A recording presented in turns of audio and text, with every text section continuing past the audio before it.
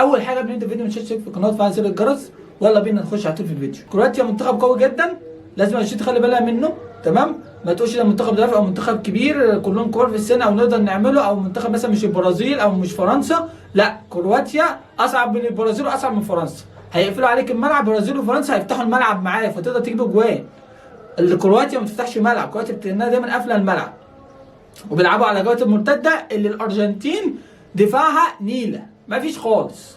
تمام، الارجنتين كلها على بعضها ما فيهاش غير ميسي ودي ماريا لو ربنا وفقه كده وايه ودماغه ايه ومزاجه رايق. الارجنتين احساسي بيقول ان هي طالعه بره البطوله، كرواتيا هتطلعها وهيبقى النهائي بين كرواتيا والمغرب، وهيبقى نهائي مختلف لاول مره في التاريخ. هيبقى المغرب لاول مره في تاريخ توصل كاس العالم، وكرواتيا هتوصل نهائي كاس العالم، وزي ما خسرت السنه اللي فاتت في 18 المره دي احسب ان هي ممكن تاخد كاس العالم.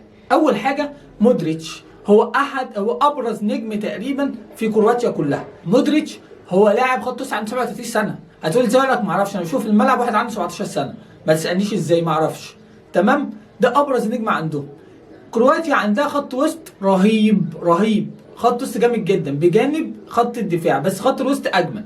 تمام، هم دايما كرواتيا بتلعب على طريقه حلوه قوي، ان هم بيدافعوا كويس، خط الوسط بيعرف ينقل الكره حلوه قوي من خط الوسط بتاعهم للمهاجمين.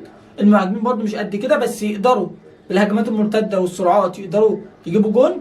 اغلب كرواتيا هم كبار في السن، بس هم بيعرفوا يتحركوا بذكاء، والهجمات المرتده دي اخطر سلاح عندهم.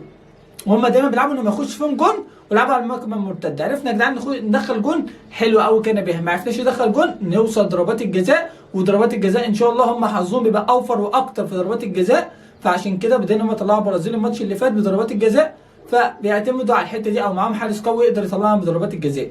تمام، حلو قوي. دي من ناحيه كرواتيا. من ناحيه الارجنتين، هي الارجنتين دلوقتي هي ميسي. لو ميسي اتقفل عليه خطورته قلت من خط الوسط اللي هو اقوى خط في كرواتيا، الارجنتين هتطلع بره البطوله، ميسي هيبقى اوت، الموضوع انتهى. فميسي، ولو ميسي برده مش في حالته برده الارجنتين هتطلع بره.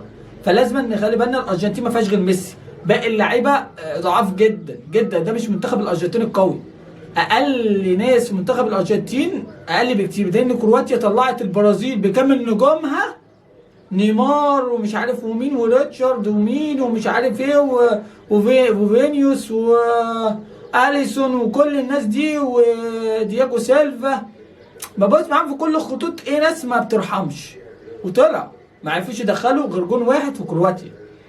فلازم تخلي بالكم، انا قلت خلي بالها ان هي ما يعني ايه تلعب، ان هي تحاول تخلص الماتش قبل ضربات الجزاء.